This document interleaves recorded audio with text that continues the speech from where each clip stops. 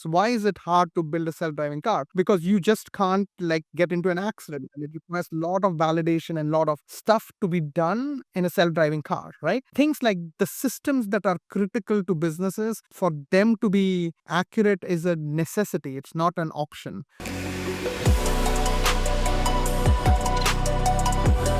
Welcome back to Chain of Thought, everyone. I am your host, Connor Bronsdon, head of technical ecosystem at Modular. My guest today is Sudhir Hasbe. Sudhir is president and chief product officer at Neo4j, the leading graph database company.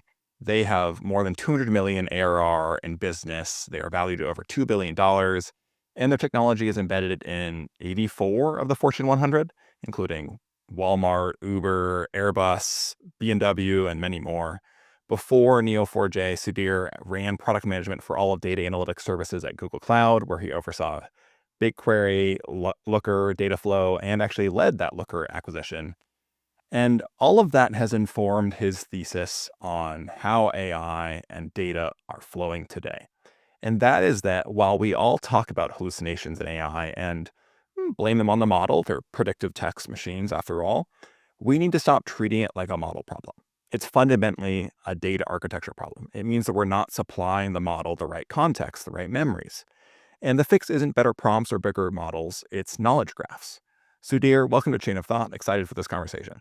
Same here, Connor. Thanks for having me and looking forward to the conversation today. Yeah, it's going to be a lot of fun. But before we dive in, I do have to say a quick thanks to our presenting sponsors, Galileo.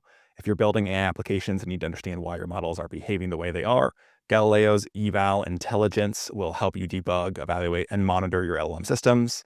Check them out at galileo.ai. Sudhir, you've argued that the challenges with hallucinations in AI are due to how we architect data for our systems. Can you explain your perspective here?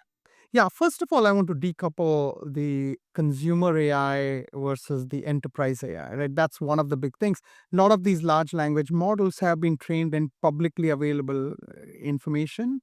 So, of course, they are much better trained on general web information on the web and used based on that. And the newer and newer models with more reasoning capability are getting better at answering questions and getting information.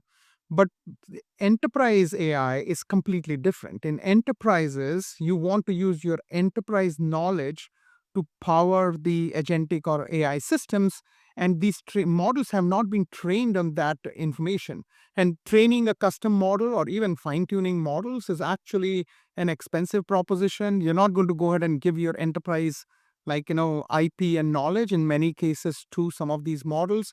You may train some small models, but not everything. Everybody can build another GPT or like Gemini like model. That's not where the world will be going. So that's one thing. The second thing is models by default are non-deterministic. They're supposed to take information. The generative technology was about how do you predict the next word. With the reasoning capability, things are improving more. But still, it is going to try and answer questions based on information it has and come up with logic behind it in some cases, right? So therefore, my thesis is like for enterprise AI especially, you have to figure out how and when to use model and for what you're using the large language models for, which is actually language understanding, intent understanding, also reasoning capabilities. It's becoming really good at reasoning through things. But then you all have to figure out what's your data architecture to provide that enterprise knowledge to the agentic system so that you can make right decisions and you can audit the decisions. You know exactly what you're doing and be more deterministic in some of these decision making. So that's my thesis on this, is like you have to, as an enterprise, figure out what your data architecture is. And also Gartner talks about this AI ready data concept, which is same thing that I'm trying to say, is that it's less about AI ready data, but how do you give enterprise knowledge to AI systems so you can make right decisions? Yeah, when I interviewed Aishwarya Srinivasan last year talking about architecting AI agents, she argued basically that the shift from AI is basically we're moving from models being the core of everything to the systems around the models and the harness being extremely important, and that we've kind of underrated that for the last couple of years. Your argument somewhat sounds like the next step, the shift from system to knowledge architectures. Is that a fair description? Yeah, I think it is. I actually went and looked up that particular like podcast. I've read about it too. I think that she's Aishwarya is absolutely right. Right, model is one component of the full system, and how you architect the system is the next thing to figure out how to build enterprise ready applications or systems that are built. And what I'm saying is, as part of the overall system, you also need to think about what is your data architecture as part of the holistic system. How are you going to get your enterprise data is siloed, it's in like hundreds of applications, if not thousands, and even if you put all of that into a data lake or data swamp, it's going to be like thousands or tens of thousands of tables. This is all disconnected. How do you bring all of that information so that agentic systems or AI systems can reason over it and make right decisions?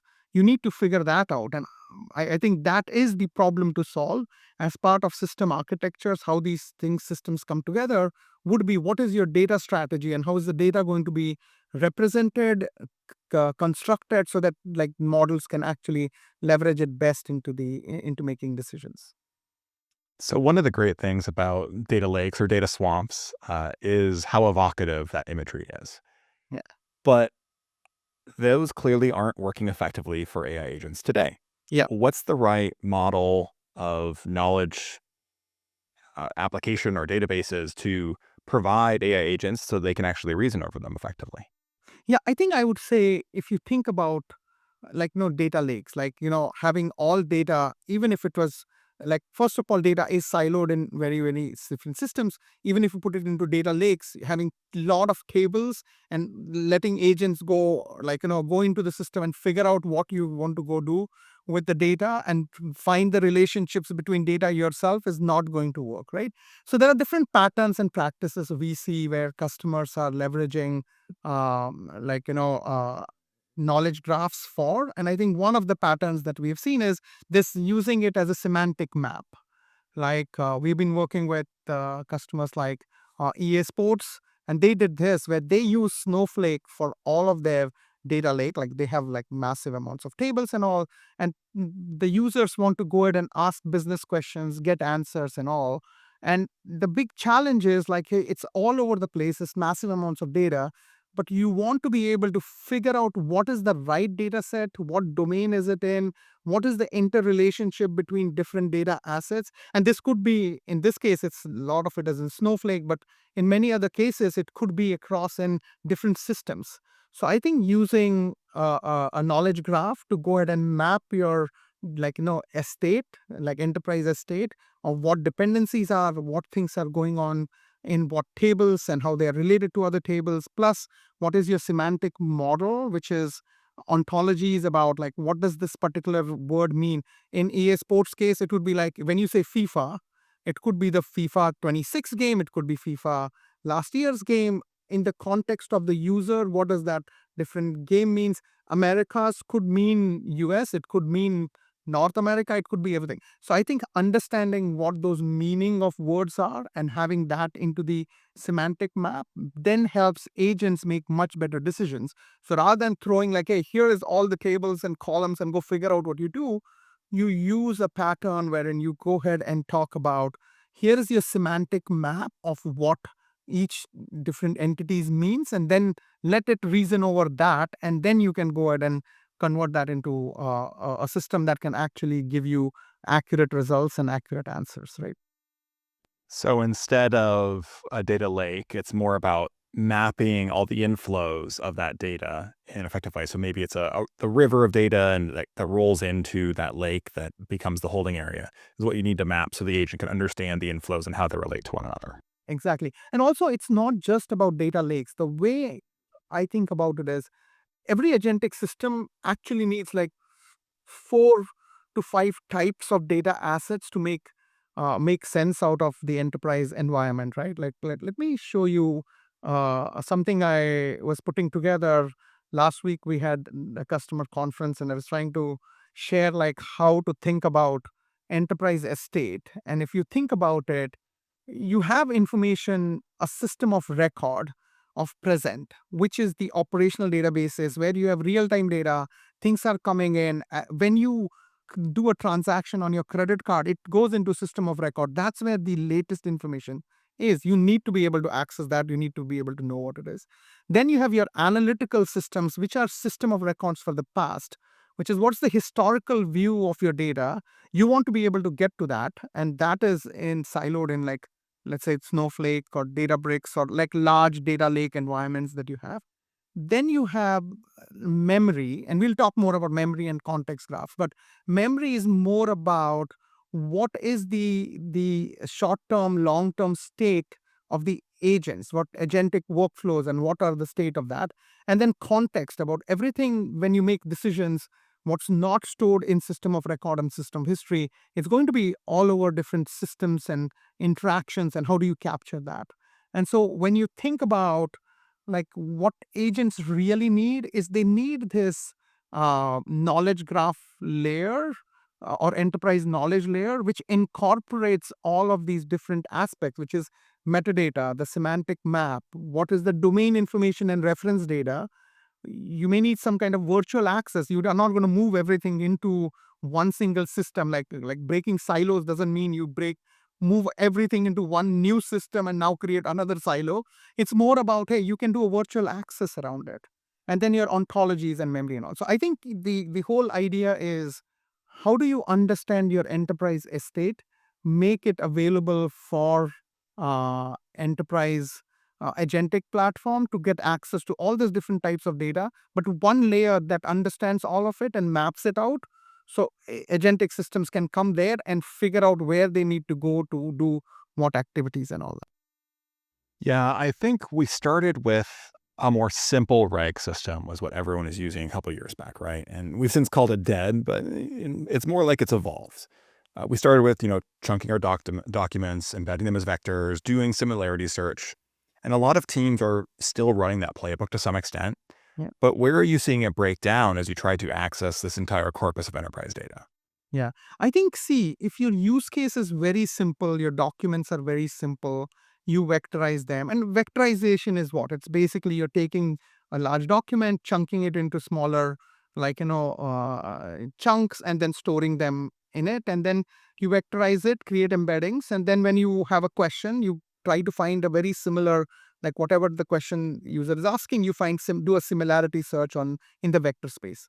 I think, I will give you a real good example. This was a podcast I was listening to. It is by the CPO of LinkedIn interviewing the Spotify CTO, and he was like, he gave this example and stuck with me in my head. I always use it. It's basically like, vector searches, similarity searches have been done for a very long time at Spotify. He explained, but the problem they were facing was now in a vector space, when you say I want to have this song and show me all similar songs that the user is listening to, you may be listening to a pop song and suddenly the next vector similarity could show you in country music or some other music genre, because in vector space it's just mathematical similarities that you're looking at. And their thing was, they went and did some acquisition about this metadata company that gave all the background information about songs. So now, like, users were confused. I'm listening to this pop song, I want similar thing. Why am I now suddenly seeing this completely different genre? So they were able to use this metadata behind it to say, no, no, no, when the user is listening to this, now you use this additional metadata as a context to go ahead and restrict what the answers look like within that domain. So I think this is one example which is really simple to understand. But we have been working with folks like L'Oreal and others, many of them like Rocket Mortgage. Many of them have started with the journey in pure RAG or vector search use cases.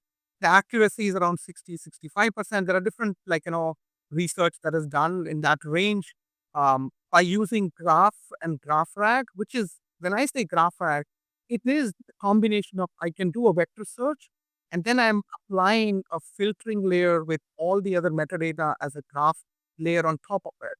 Or you can start with graph traversal queries and use vectors in combination. So you're combining these two patterns to go ahead and become way more accurate. And we have customers that are way above 90% accurate.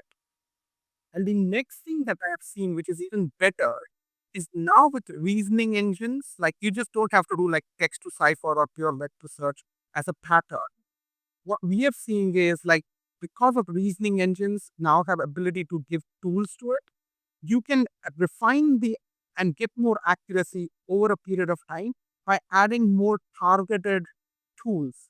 In case of EA, for example, if you're looking for games and game performance, and you know that question is pretty common by many, many people, you can create a new tool for game performance. Anytime somebody asks about performance, the reasoning engine or the the query generator doesn't have to figure out what should be the SQL query across different tables. No, you have a single predefined tool that actually gives you exactly that. So the combination of going from just pure similarity search, which is never going to be enough because it's like non-deterministic, to graph plus vectors, which is GraphRAG, allowing you to go ahead and do this lot of metadata, lot of relationships around it and vectors, plus ability in reasoning engines to give specific tools, actually you can easily get to above 95, 97% accuracy over a period of time. We know that knowledge graphs unlock capabilities for AI systems, and you've done a good job throughout conversations I've seen of yours and writing you've done of breaking down this across 5 capabilities. So GraphRAG, which we've talked a bit about, semantic mapping, agent memory, which if folks want a full deep dive on, our recent episode with Rich Manalake is a great one, context graphs, and then multi-hop reasoning. Yeah. Can you break down each of these concepts? Maybe let's start with GraphRAG first. We've talked a bit about it. For teams that have built basic RAG and hit a wall, what does GraphRAG actually change about retrieval? And what are they getting that vector similarity search alone can't give them? Yeah, I think this is the 5 benefits that customers experience that you are highlighting, just to keep it on the screen so people can see. GraphRag, of course, like there are 3 main points on GraphRag that is really what is the biggest benefit. One is accuracy. As we talked about, like, hey, if you're doing just pure vector-based RAG versus like GraphRag, like there is a lot of research on the web where you can go from really 60-65% accuracy to 90-95+% accuracy. It's 3x better, especially if your questions are complex, the problems are complex and across multiple documents or within a large amount of document you're looking for things that are interrelated. Those complex queries like GraphRag is 3x plus better in answering those kind of questions. So that's one thing.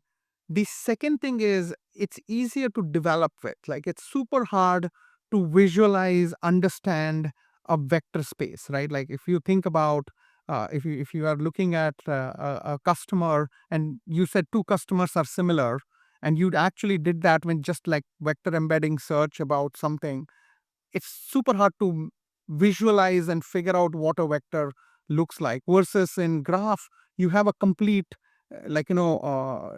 entities relationships. You can look at the customer, look at what products they have brought. You can do complete explanation about what all is around it. I think that is a big part of the puzzle. And then finally, explainability and auditability, right? Like whenever you want to make decisions, you also want to be able to explain why you're deciding something. It's not just I can easily develop things, I can visualize it, but it's also I can explain things in a much better way. So higher accuracy, easier to develop with, and the third one is explainability. Those are the 3 big advantages that GraphRag has over traditional vector RAG environments.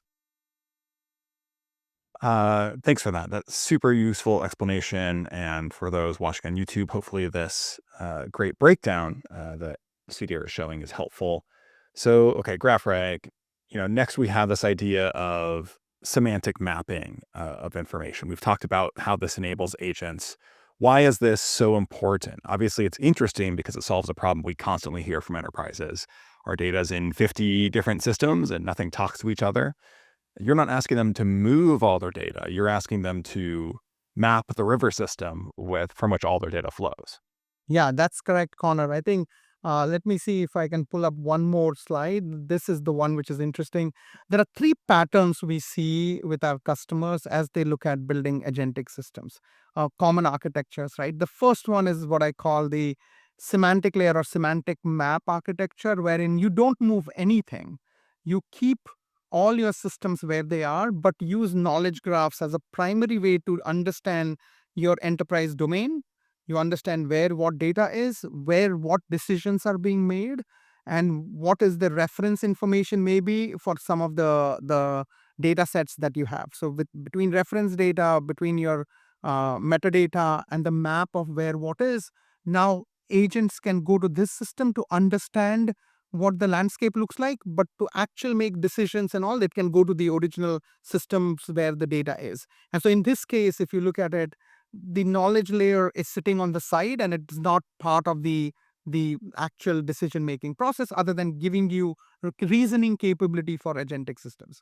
The middle portion is wherein you say, no, I think there are parts of the puzzle where the data is so distributed into multiple systems that without having some amount of data consolidated, you just can't do reasoning well.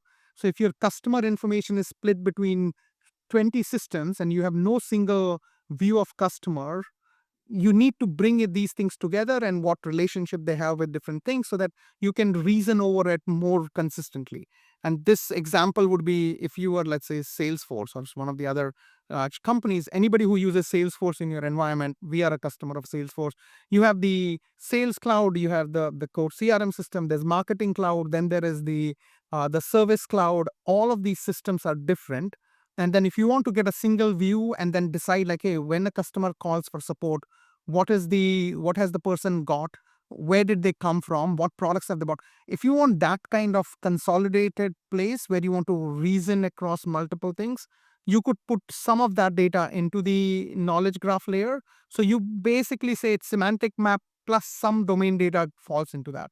And then there is this extreme other end wherein you basically say, no, no, no, I want all my knowledge to be in a single system. I will use my agents to go run over that particular knowledge graph and make all decisions. This is Klarna. I think if people haven't seen Sebastian, who is the CEO at Klarna, talk about what they did with Kiki, which is their chat experience for all of their internal employees.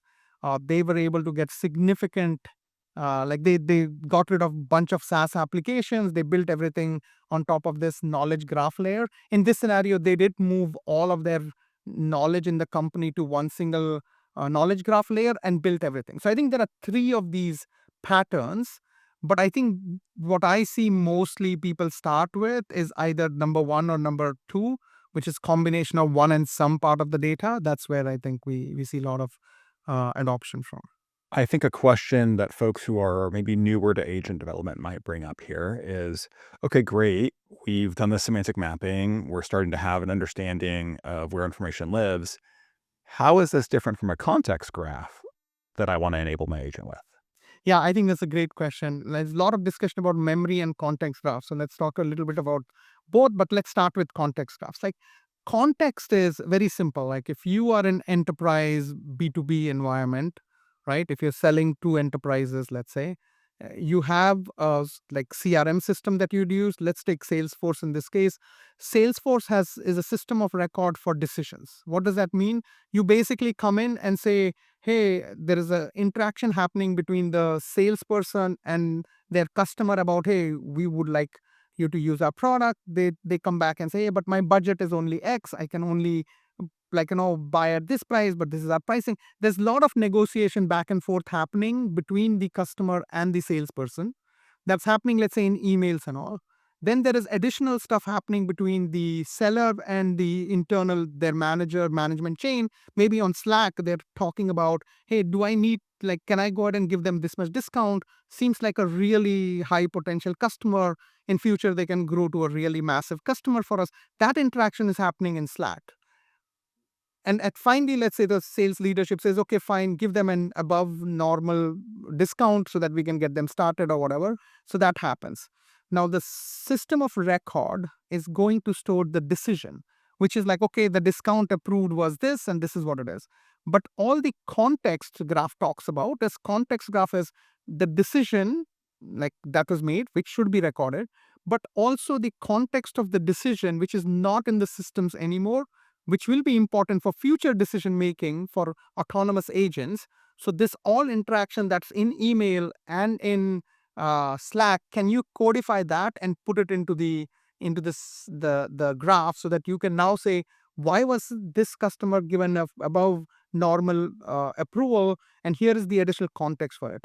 So the reason why this is important for agentic systems, especially going forward, is the other part is like you should do the same thing with agents and agentic systems, like what audits, decision audits you want to have. But it's because now you can make the future decision making much more accurate as we move forward. But that is the whole idea of context graphs, is like recording not just the decision, but all the context around it, so your future decisions are much more accurate. And as those decisions are made, they become memories for the agents involved. Exactly. How do you then differentiate the memory aspect for agents and run that in parallel or align to these other information graphs that we're already diving into? So I think about memory as a much broader concept. Context graph or decision audits is one part of memory. There will be other parts of the memory which also includes things like all the stuff that agent is doing, right? Like every interaction. And there's also in this concept of individual memory versus organizational memory. I will give you an example. If you today go to chat gpt, go to any one of the chat experiences that are available, you can go to their settings and look at personalization, and you can see what it has learned about you. It's like a personal memory. Every interaction teaches them something. Mine already knows that I work at Neo4j, I'm this, I have two kids, like they're going to go to college soon because I keep looking for college information. So that's what that is. And similarly, if you had an autonomous system doing fraud, like automation or fraud agent, all the individual fraud decisions it's making, it's recording that, and it's understands. That's the memory, individual memory. But in enterprises, what is also important is to think about organizational memory. It's not that individual agent did this thing about the transaction, but organizational memory would be if there were agents communicating with like the customer service part of it, and they are talking to this particular customer, the fraud agent which is actually looking at different things and making decisions and recording that in the memory, because it will basically be like, hey, we found this fraud, we did this thing, this activity was done, and all of that. If a customer calls on the other agent, it should be able to refer back and say, okay, what happened to this customer, what was the transaction, did we block it, what's happening, what was the rationale, what was the decision for that. And also I think memory is fundamentally recording of continuous state changes that is happening in the agentic systems and with agents. And then when you look at it at a wider than one single agent or set of agents and go broader in the organization, this gives you like this ever building map of things that are happening in the organization that are all autonomous in general, right? So that's where it will be. Thanks to Galileo for sponsoring this episode. Their new 165-page comprehensive guide to mastering multi-agent systems is freely available on their website at galileo.ai and provides you the lens you need to understand when multi-agent systems add value versus single-agent approaches, how to design them efficiently, and how to build reliable systems that work in production.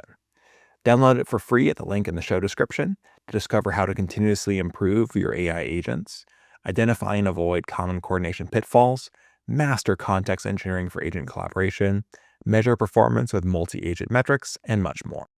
I like that you're mentioning the difference between a single agent's memory and the memory of an agent swarm of an enterprise. Yeah. And I'll definitely recommend, once again, for listeners that if you haven't already listened to our deep dive on agent memory that came out a couple weeks ago, highly recommend it. But I also think it's important we talk about how these concepts work together. So we've talked about context graphs, we've talked about knowledge graphs more broadly, semantic mapping, agent memory, GraphRAG. The thing that we haven't mentioned is multi-hop reasoning and the capability that that provides and how this interacts with these other types of information gathering and organization. Can you bring it all together for us, Sudhir? Yeah, I think let me talk about multi-hop reasoning, right? I think multi-hop reasoning is nothing but like, hey, can you, when a problem comes to the agent, can agent follow through different paths that it needs to go ahead and hop across different information sets and make the decision, right? That's what it is. If you look at it, I was actually playing with Claude on some things, and I was like trying to figure out some use cases for multi-hop reasoning part, and especially because financial services is such a big one for vertical for us. So I think this may not be clearly visible, but hopefully it is. So here is what I did was I was like, okay, what are the, if you look at fraud ring detection, what does the multi-hop reasoning in this world look like? And if I really look at like just the model, the graph model for this is going to be pretty complex. There are accounts, there are people identity, corporate entities, like there's a lot of complexity behind it. And if you look at multi-hop reasoning, and if you're doing a fraud ring discovery, it's basically going to go from this individual John to their iPhone, which is there, to the individual that's linked to it, to their account, and then transaction, and what the additional mule account looks like. And so it's able to go ahead and hop between different data sets to go say, is it really fraud or not? And same way, if you look at anti-money laundering, it's going to jump from the legal entity to account to transaction to, so multi-hop reasoning, it is nothing but ability for you to go jump between all these disparate data sets that are in different systems and trying to rationalize between their relationships and make decisions. And so I think if you look at the full stack view of it, then is like, hey, you will have an LLM or some model that allows you to reason through things, understand intent. You will have like set of tools that are available to the reasoning engines, which is nothing but like set of APIs or set of things that we give.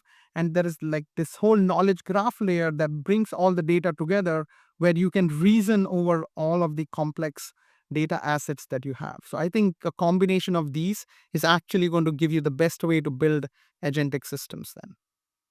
So this obviously requires a lot of setup. And I think there are folks out there who go, AI was supposed to be this magic bullet where it solves my problems.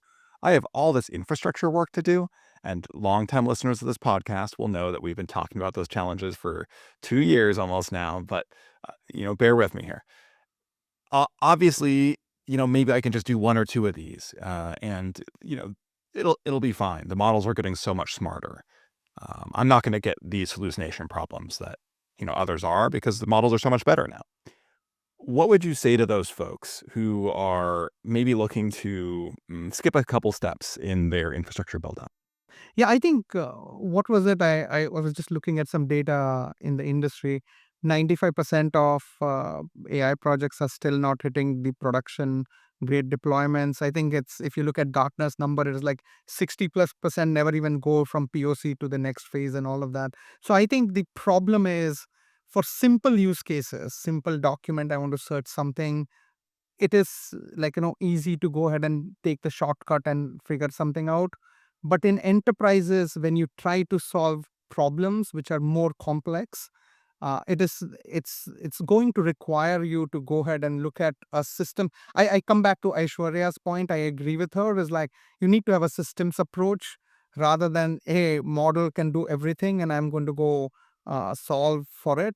I think great example of this is when we say coding is a solved problem, right? I love Claude Code. I've been using it for like few weeks now. I'm just love the ability it has. So I think building more systems now through Claude Code and all is becoming more and more easier. It's much more accurate. But the amount of effort they had to go from like just a generic model to coding as a very generic problem to train the model, figure out what the post training looks like. It took a while for us. Last year plus, maybe people have been like improving that model. It's getting better and better, and it's really good now. But that's again on a public data asset where a lot of code is available in GitHub and you can go do things, learn and all. I think as we get into the enterprises, there is no shortcut to these. I think with a lot of new tooling for developers, it's becoming easier to think about these infrastructure components. But I think taking shortcuts in enterprise is not a good strategy. A lot of times, especially we work with a lot of regulated industries, financial services, government. We also work with life sciences. One of our best examples is Novo Nordisk. I can tell you more about it.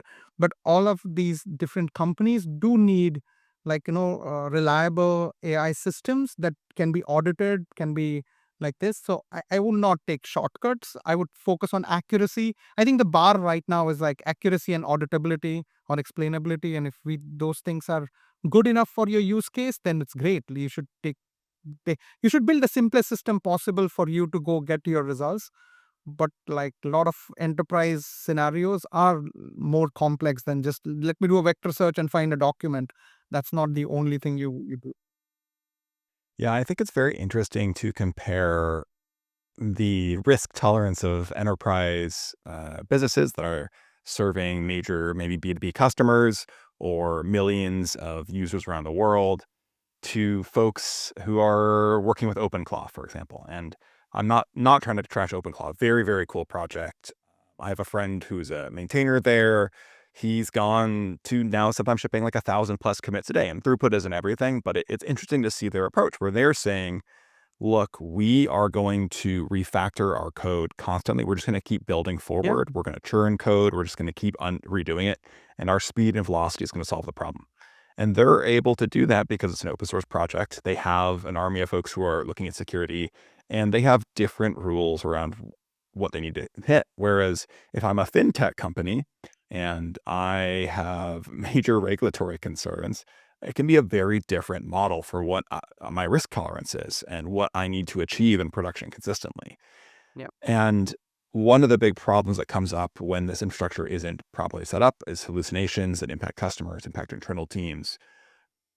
Sudhir, what are you seeing happen when an LLM is given access to thousands of tools and no constraints on which ones to use for a given task? I think even the LLM companies would tell you, like, of course, everybody says, like, give it everything you have and let it make decisions. But I think that also expects us to be really good at what we are giving to these tools, which doesn't work. So I have seen many of our customers tell us, like, when they give hundreds of tools to the same reasoning engine for a problem solving, it actually becomes worse and worse as you add more tools. Starting with small set of tools, it's really good. Keep adding more and more tools, and it starts becoming worse and worse. And this is the same thing, when you're also interacting with these LLMs on like day to day basis. The more information you keep giving it, once it started answering something, and if you keep adding it, it becomes like less accurate. And I think that is a very common thing that I am noticing. And so I think like architects at multiple of our customer companies have brought this up. Like I was talking to somebody who used to be at Intuit, now is at Salesforce, and they brought it up like, hey, what they noticed was like you had to figure out what is the relevant set of tools for that particular use case that would make sense. So if you could limit the number of tools to relatively good size but not unbounded, which are relevant for that particular use case, I think then it becomes much more accurate as a system. So this is one of the other things is like how do we take the enterprise knowledge and provide only what is contextually required for that set of use cases is a second level of things that is going to be really important.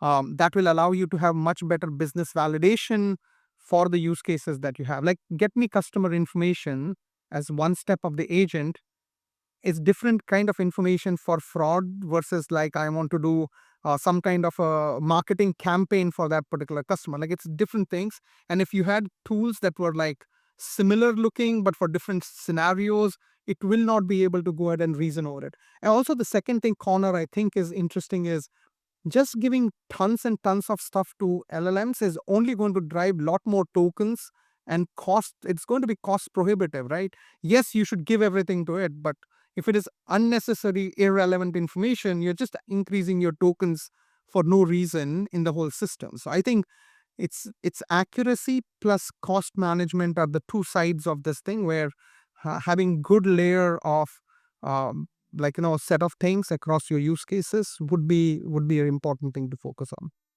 So, what does a good business validation layer look like? How can a graph enforce that an agent's actions are valid according to business rules? I think my thing would be like based on your use cases, if you know what data assets, what tools are most relevant for mapping that, and then using that when you are going in the reasoning layer, like when you're going to expose what tools to expose, then I think the knowledge graph can be a place. For example, for fraud, here are the 10, 15 most relevant tools that are relevant in that use case. If that happens, before sending all the tools to the reasoning layer, you would basically say, okay, the intent is very clear. It's this one. Here are all the tools that need to go. Then it becomes that. I think there's a more complex version of this. I think Uber is one of our customers. They talked at one of our customer summits and they were explaining, for them it's way more complex. They called like the knowledge graph layer as a business validation layer. And the reason was, think about the number of jurisdictions Uber Eats has to work in. And if you're in Seattle area, Seattle area has different rules on like the payments, like the minimum wage. And when does that apply? If they ship, like when the person is from Seattle going to Bellevue or like neighboring cities, then these rules apply. The neighboring jurisdiction may have different rules applied. And all of these policies and rules are all over the place in the current systems that individual systems can take care of. Now in the new agentic world, like how do you make sure that if agent is going to make a decision on payment, it is applying these business validations really in the right fashion and stuff like that. And so that's where they are using the knowledge graph, is to have these complex thousands and thousands of jurisdiction combinations to be converted into a graph so that you can then use that as a validation tier for them. But I think that's on the like more advanced version of it. I'm saying even the basic stuff about, hey, what are the use cases, what are the tools, how do you restrict it, and then what decisions can that particular agent make within that realm, I think will be an interesting thing to start with. Let's talk about those restrictions a bit more. This connects back to something I recently spoke with Dan Klein from Scaled Cognition about on the show, where he talked about the gap between a prototype that works in a demo and a system you can actually ship. This is a very common reframe, obviously. But one of the interesting things he brought up was that prompting creates a vagueness layer because it's less precise than if we were using code to say, hey, here's explicitly what to do. Often, if we're prompting, we're using human language, we're using English typically. And English is notoriously a challenging language to learn for individuals, and one that has deep context into how certain things are actually explained and understood. It's part of why we're seeing developers often begin to do their prompting via voice instead, because you're able to much more rapidly provide additional context and kind of think through and talk through a problem instead of adding your own validation layer internally as you write out. Like when we are writing, we're distilling our knowledge, and maybe there's something that's lost in translation there at times. So as that vagueness layer, as Dan put it, begins to impact what's flowing into our agents and the orders we're asking them to pursue, there is this other side that you're talking about where we need guardrails to ensure that any vagueness that works its way in, or any incorrect information or incorrect context that works its way in, does not derail the activities that we're seeking to have our agents do. And you and the Galileo folks in the show and others have talked about this idea of policy-based guardrails. And you're saying we should encode them in the knowledge graphs itself, it sounds like. Yeah, that's correct. And I think I will tell you, uh, that it all depends on use cases, right? We work with one of the larger cloud platforms. They use us for all of their security graphs and security stuff. And if you are going to make a decision of shutting down some account because you feel it's been attacked and there's an exposure of risk there, you better be sure that you're going to shut down an account that is going to have an impact on some business. You are perfectly accurate about that decision, and that does require like, hey, what are the guardrails on it, like what have to see absolutely true, and what tools are allowed to do, what action you take. It needs to be really well articulated flow of the business process or business validation that it has to go through. It needs to recheck and all of that. It's similarly, if you think about like self-driving cars, why is it hard to build a self-driving car? Because you just can't like get into an accident, and it requires a lot of validation and a lot of stuff to be done in a self-driving car, right? So it's things like the systems that are critical to businesses for them to be like accurate is a necessity. It's not an option. You've said before that we are in the first mile of a 26-mile marathon for agentic platforms. How do you see this stack and our approaches continuing to evolve? How do they need to evolve? I think it would be hard for me to predict everything. The marathon thing comes from like I love running, and You do have a ton of medals there now that I'm looking. Okay. I've run like 4 full marathons. I've done 60 plus half marathons, and it's one of the things I try to do every year is like do at least. Now I'm getting old, but like 4 5 halves at least a year is my goal. I've done 2 this year. I want to do more this year. So that's where it comes from. It's like mile 1 is too early to predict what the mile 26 looks like. And my thing is like, at least what I know is like when the whole agentic system thing came, and I will give you some history, right? When I was in Google in 2018, I announced this thing called data Q&A. It was supposed to be like ask any question to your data and you'll get answer to. We were so early, there were no LLMs.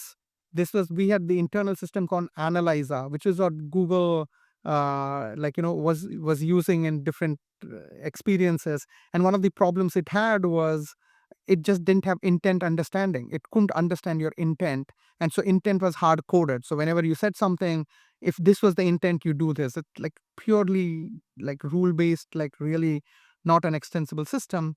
LLMs come in, and now we have this new capability wherein you could understand intent. It would hallucinate, but at least we knew what we were getting more. And then with vectors, now we had this RAG pattern, and we realized RAGs were not good enough, and all that. Take like another few months to 18 months later, now we know few key components in the system that are going to be around. There's going to be a large language model which is going to provide you with a lot of intent understanding, language understanding. It also now has all this reasoning capability. So if you give it set of tools, it will be able to reason through your intent, find the right tool to do activity. So we know large language models are going to be important. You also know in enterprises, you will need a data architecture that actually is going to be critical so that these reasoning models can actually make good decisions. And so that's where I believe you need to transform your data into knowledge through knowledge graph layer. And so that's what that layer is going to be. And then you have like this ability to define additional context, additional stuff that is part of memory or context and context graphs and all. That's additional new kind of data that will be captured in the system. So I actually think those are the key components. In next 18 months, I'm not sure what would change. I think the world is moving too fast. So I think we should do this thing in another year's time and see where we have landed now. I think if I see the innovation that's happening with coding and how fast coding is, I just was blogging about I wrote a article saying the cost of development has now gone to zero. And so like cost of storage went to zero, cost of writing new code is going to zero. If that is the case, I don't know what next innovations are going to come and how. Well, tokens are nothing, let's note, but I hear what you're saying. No, no, I get it. I mean, like the incremental cost of writing code, the development time of code was the most longest time. Now it's Yes, like if yeah. you have an idea, you can generate code very easily. You still need Velocity is increased velocity. Yeah, rapidly. exactly. Yeah. What I mean is velocity is growing like crazy, right? So we'll see where we land in mile 5 and mile 6, I guess. And I know part of what Neo4j is doing to prepare for this feature is that you've launched your Aura agent, a no code, low code environment for building and deploying agents that are grounded in your knowledge graphs. Yeah. You've also shipped an MCP server for integrating graph based memory and reasoning into existing agent applications. How do you see yourselves and your company continuing to build for this agentic future in the coming months? I see our thesis is very simple, right? Like if you have your information, we will make it super easy to move it into knowledge graphs, to build knowledge graph. And the second is once you have your information in the knowledge graph, to build an agent, it should not like be a big deal. We can help you build agent, deploy agent to production pretty quickly. What we only need to understand then at that point is what's your use case and what are you trying to achieve with that agent. We can help you with a lot of help from all the coding agents and assistants and all. We can help you generate the code that the agent will need as set of tools. We have pre-built reasoning model. We internally use Gemini, the latest version of Gemini model, to go ahead and run as a reasoning engine. Gemini is really, really good for some of these enterprise use cases. And we basically run that in the background. We take your tools that you have defined, and then for your use cases, we actually go ahead and give you a platform that within minutes you can build an agent, deploy it to production. And then we expose that also as an MCP server, because in a multi-agent system, you may want to go ahead and use the set of tools that you have for this agent in other places. We also are planning to go ahead and out-of-box support like A2A protocol. So if you have multi-agent systems like Agent Core and Bedrock, or you have like Gemini Enterprise or something else, you should be able to use these agents in different platform for composing more complex agentic workflows. So I think that's been our strategy, is we want to be part of the ecosystem and how we get integrated, but to build like the core agents that can make decisions and do things, we should make it super easy for our developers. For developers who are listening and want to leverage knowledge graphs to power their AI systems and their agents, where should they start? They should just go to Neo4j Aura. They can come in. If you have data in one of your data lakes, Snowflake, Databricks, you will be just able to, in 3 clicks, get that into Knowledge Graph. In like just a couple of clicks, you should be able to create an agent, enable it as an MCP server, go to Claude or any other platform where you can add an MCP server, just add it and start chatting and do magic from there. Fantastic. Sudhir, thank you so much for joining me today. It's been a great conversation. I appreciate you walking us through all the different aspects of knowledge graphs, your thinking on the future of AI agents, and much more. I really appreciate you coming on the show. Thanks, Connor. Thanks to you, and thanks to all your audience for having me here. I also highly recommend following Sudhir on LinkedIn, where he shares some fantastic insights. And be sure to check out Neo4j and see if they're right for you. And while you're at it, consider subscribing to our newsletter at newsletter.chainofthought.show, where we will be talking about agent memory, talking about context graphs, and so much more in essays coming up in the next several weeks. A couple of them may actually be out by the time this show airs. So we hope you enjoy it. We hope you enjoy this episode. And thank you all for listening. Sudhir, thanks again. Thanks.